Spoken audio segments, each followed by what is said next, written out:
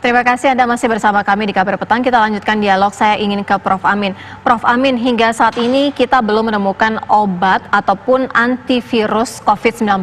Apakah artinya pandemi ini akan hilang begitu saja atau seperti apa, Prof? Betul bahwa belum ada obat antivirus yang spesifik untuk coronavirus ini. Tetapi para klinisi sudah mencoba menerapkan berbagai moda, artinya menggunakan obat-obat yang tersedia, antivirus yang tersedia maupun obat-obat lain dikombinasi. Dan juga kita tahu bahwa sebagian besar yang menyebabkan masalah di klinik itu adalah komplikasinya. Jadi tidak langsung terkait dengan virusnya, walaupun itu pada kasus yang berat sudah terjadi seperti lingkaran setan gitu ya, artinya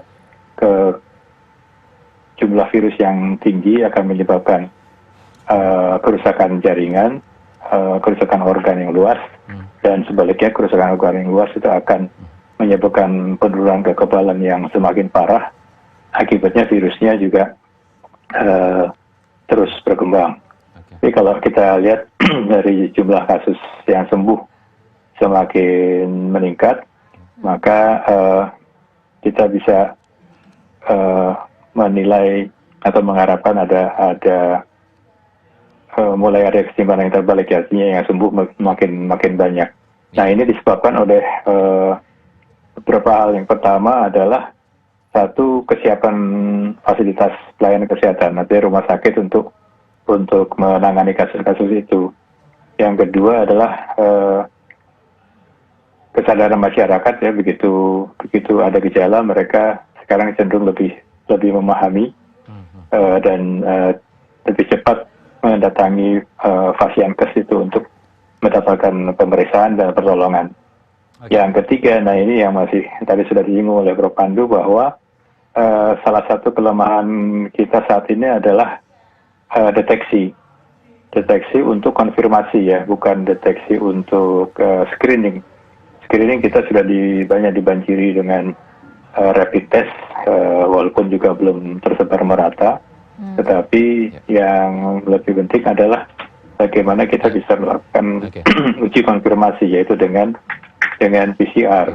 Semakin cepat kita bisa memberi konfirmasi, akan semakin baik penanganan kasusnya. Ya, Prof. Amin, kenapa deteksi konfirmasi masih menjadi persoalan, Prof. Amin? Mungkin juga bisa dijawab juga oleh Pak Pandu.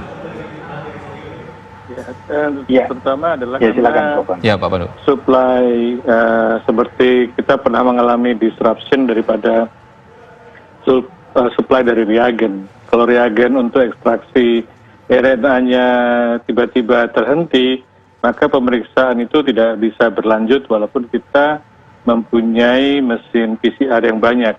Jadi mesin PCR itu kita optimalkan, harus ditunjang dengan reagen dan semua kebutuhan agar pemeriksaan itu bisa optimal. Karena kita tidak ingin mengharapkan ada antrian lagi.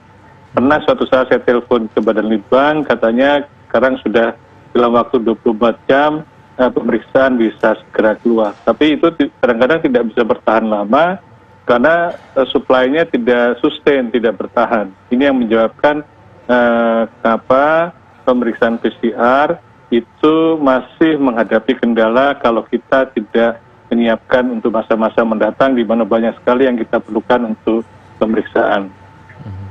Dan memang tadi kata Prof. Amin bahwa kita ingin melandaikan kurva epidemi. Puncaknya yang tadinya sangat tinggi seperti puncak gunung berapi, kita landaikan seperti hanya bukit. Dan itu dimungkinkan sesuai dengan teori, asalkan kita memberikan dampak yang terbesar agar sebagian besar penduduk yang kita harapkan patuh. Dari hasil Dokter Pandu, kalau melihat sekarang ini bisa tidak kurva itu agak sedikit menurun karena sudah diberlakukannya PSBB? Sudah kelihatan menurun, dan kita mengharapkan udah di antara efek impact moderate dan efek high intensity. Tapi itu kita lihat misalnya saya baru tadi siang teman-teman menganalisis data dari Google di beberapa provinsi dengan indikator mereka yang tinggal di rumah, yang di Jakarta hanya baru sekitar 50% sampai 60% yang tinggal di rumah. Padahal efeknya harus kita harapkan sampai 80% mereka tinggal di rumah baru terlihat efeknya. Sedangkan yang paling buruk adalah di sekitar, di bawahnya adalah penduduk di Provinsi Jawa Barat, dan yang terburuk adalah sekitar hanya di antara 30% sampai 40% yang masih keluyuran di luar. Ini yang menjadi masalah. Jadi kita bisa saja bisa menyelesaikan cepat di Jakarta, tapi kalau provinsi lainnya tidak menyelesaikan dalam waktu yang sama, seringkali menjadi tidak siap semua untuk melakukan mencabut pembatasan sosial berskala besar ini. Baik, Pak Pandu, terima kasih atas waktunya. Prof.